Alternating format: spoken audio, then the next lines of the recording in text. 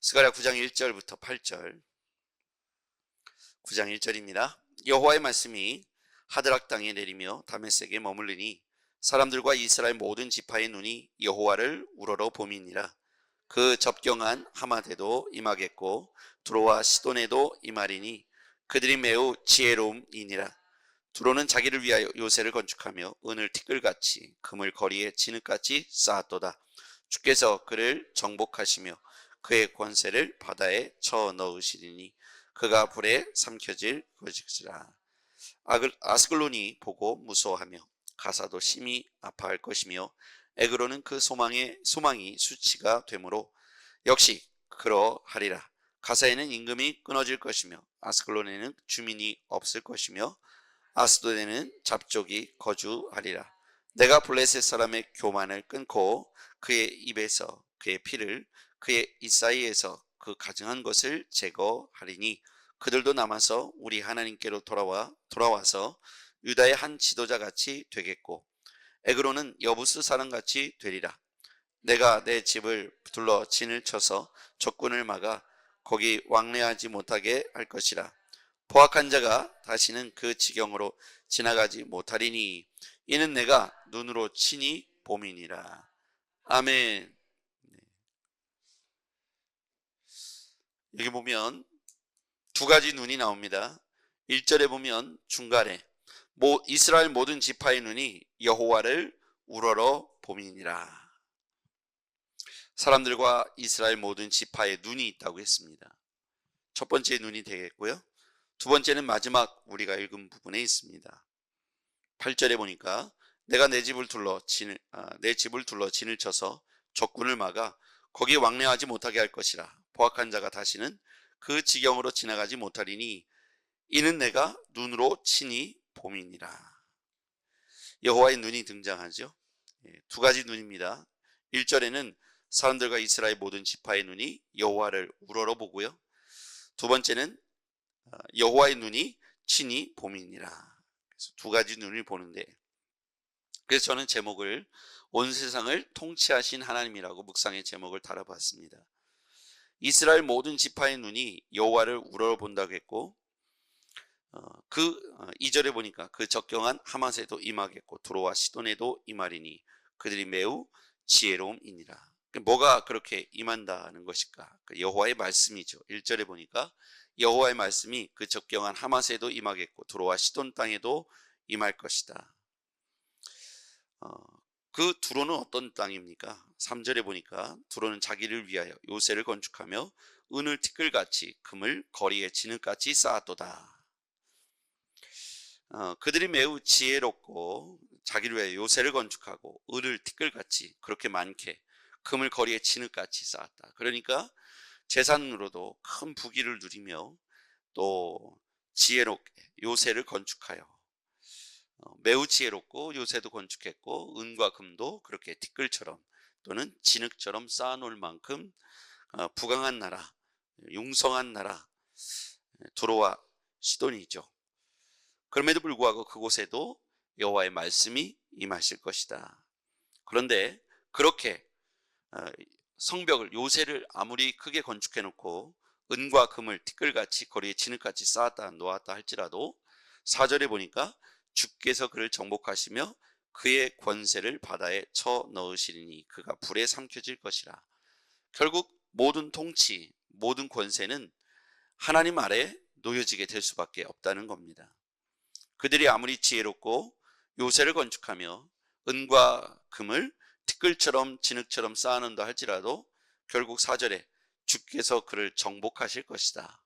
그러니까 모든 천하의 권세와 힘과 능력이 하나님 아래 있다는 사실을 말씀하고 있는 것이죠. 이스라엘 백성들과 모든 사람들이 여호와를 우러러 볼 만도 하다는 것입니다. 그들이 아무리 권세가 있고 힘이 있어도 여호와의 권능 아래 놓여진 것이고 하나님의 눈을 피할 수가 없다는 것이죠.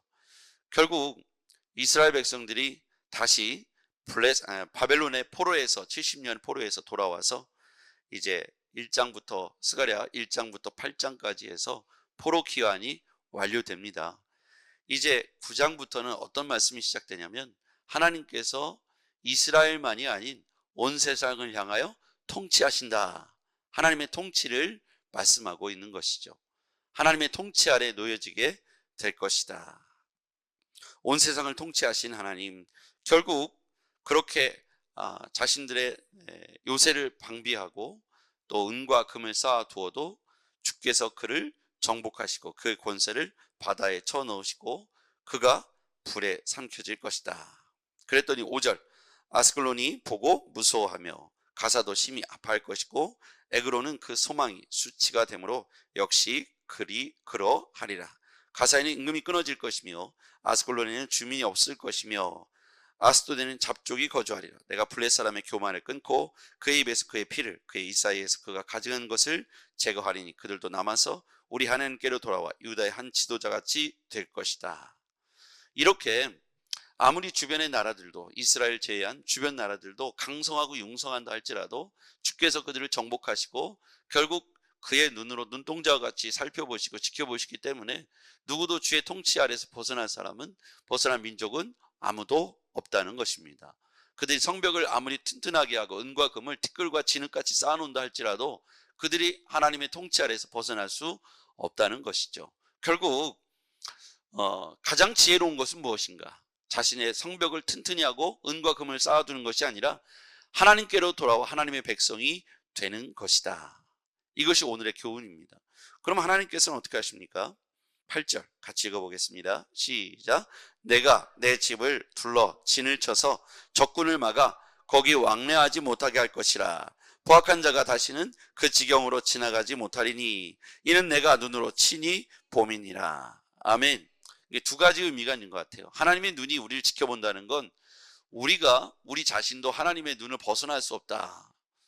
우리 자신도 하나님의 눈을 벗어날 수 없다. 우리가 하나님 앞에 하나님의 통치 아래 있다는 것을 기억해야 하는 것이죠. 늘 이렇게 지켜보고 있다. 여러분, 우리가 이제 CCTV가 우리나라에 곳곳에 다 있잖아요. 자동차에도 있고 길거리에도 있고. 사실은 CCTV가 다 있습니다. 하늘에는 드론이 있고요, 위성이 있고요. 이렇게 우리를 전체를 들여다보는 것처럼 지금도 태초부터 지금까지 여호와의 눈이 우리를 떠난 적이 없다는 거예요. 24시간 졸지도 주무시지도 않고 심지어 그분은 전능하시고 열심히 있으시다는 거예요. 그 24시간 우리를 지켜보고 계시는데, 자, 우리가 하나님 앞에 거룩하고 성결하고 정직한 자들에게는 그 지켜보심이 우리를 향해 안전하고 든든한 거예요. 예, 아주 모범적이고 또 법칙을 잘 지키고 법을 잘 지키고 정직하게 사는 사람은 우리를 지켜보고 있다는 것이 안전한 것이죠. 안전을 담보하는 거예요. 그런데 죄를 짓고 있는 사람은 그 지켜보는 것이 부담스럽게 되죠. 피하게 되고 어떻게든지 그 눈을 피하게 되는 것이죠. 요나를 보십시오. 요나가 순종하지 않을 때, 의도적으로 순종하지 않은 거죠. 니느웨로 가라는 명령을 어기고 다시스로 가는 배를 탔을 때 그는 여호와의 낯을 피하여 라고 되어 있습니다. 여호와의 낯을 피하여 그가 선택한 장소는 배 아래층이죠. 물리적으로 보면 사람의 눈이라면 배 아래층에 내려가서 숨어버리고 잠을 자면 귀도 막고 눈도 막고 완벽하게 낯을 피하는 것이 되겠죠. 눈을 피하는 것이 되겠죠. 그러나 하나님의 눈은 물리적인 눈이 아니라는 겁니다. 마음까지도 헤아리시고 머리털까지 하나 둘 셋인 하나님이 하나님을 피해서 숨을 곳이 없다는 것이죠. 그래서 정직하게 사는 것, 또 하나님의 말씀에 진리 안에서 순종하는 것, 그것이 여호와께서 지켜보신다는 말씀 안에서 우리가 안전하고 안심할 수 있고 은혜로울 수 있고 기쁠 수 있는 이유는 그분이 정직한 자를 지켜보시고 의로운 자에게, 정직한 자에게, 순종하는 자에게 하나님께서 은혜로, 복으로 함께 해주실 것이기 때문입니다. 반대로 여호와의 눈을 피하여 숨는 자, 하나님 앞에서 숨을 데가 없고요, 하나님 앞에 정직하게 나오는 자가 오히려 복을 얻고 보호를 받으며 하나님 안에서 형통하게 될 줄 믿습니다. 여러분, 믿음의 사람들은 하나님 앞에서 살아가는 것입니다. 여호와의 눈이 우리를 지켜보고 계시다는 사실을 인정하고 하나님 앞에서 고람되어 하나님 앞에서 오늘도 살아가시길 바랍니다. 오늘 약속하신 대로 내가 내 집을 둘러 진을 쳐서 적군을 막아 거기 왕래하지 못하게 할 것이라.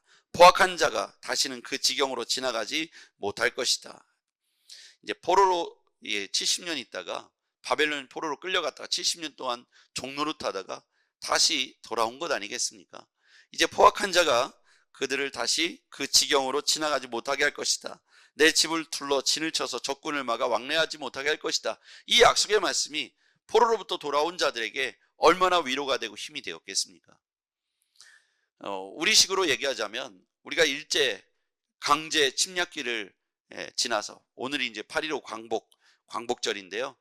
8.15 광복을 맞이한 우리 민족에게 이 말씀이 동일하게 주어졌다면 그 압제를 당했던 수십 년의 치욕의 역사, 그 치욕의 역사를 건너간 사람들에게 다시는 내가 너희들의 진을 쳐서 너희들을 향하여 누구도 침략하지 못하게 할 것이고 아무리 강대한 나라들도 내가 막아서서 너희들을 지켜줄 것이며 너희들의 고장이 너희들의 나라가 전쟁터가 되지 않도록 날마다 내가 눈동자와 같이 지켜주겠다.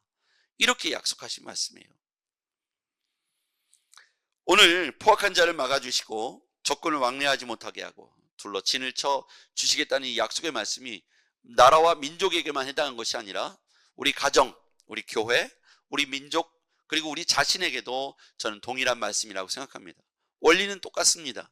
우리가 여호와의 낯을 피하지 않는 것입니다. 우리가 하나님 앞에서 정직하게 행하고 하나님의 말씀을 준행하는 것입니다. 의도적으로 여호와의 낯을 피했던 요나는 결국 2차 저차에서 우여곡절 끝에 하나님이 끝까지 따라가셔서 땅 끝에 거할지라도 하나님은 거기 계시고 바다 끝에 갈지라도 하나님은 거기 계시다는 걸 깨달았을 때 피할 곳이 없으므로 가장 지혜로운 사람은 여호와의 낯을 피하는 것이 아니라 여호와께 얼굴을 들고 여호와의 은혜를 구하는 사람이 지혜로운 사람인 줄 믿습니다. 그렇잖아요. 우리도 부모가 자식이 잘못을 인정하고 와서 이렇게 부모 앞에 와서 잘못을 고하고 용서해달라고 말하면 그 낯에 어떻게 하겠습니까? 용서를 구하는 사람에게 어떻게 포악한 이렇게 행동을 하겠습니까?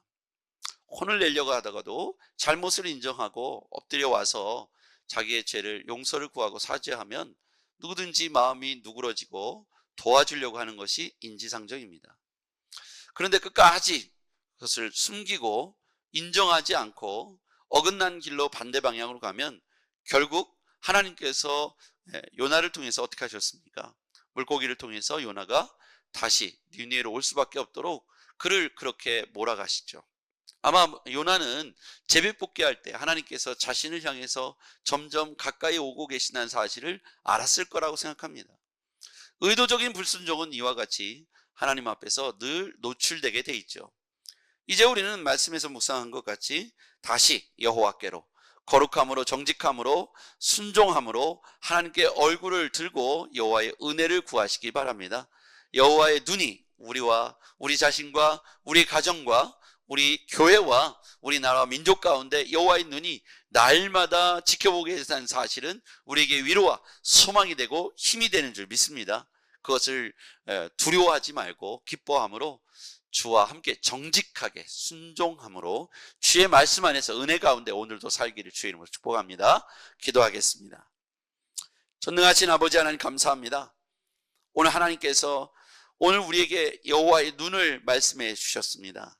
하나님, 이 땅에 태초로부터 지금까지 하나님의 눈동자가 성실하게 아버지 열심으로 24시간 졸지도 주무시지도 아니하시는 하나님의 열심으로 이 땅에 하나님의 백성들과 그리고 이방 나라를 향하여 성실하게 지켜보고 계심을 우리가 오늘 말씀으로 깨닫게 되었습니다.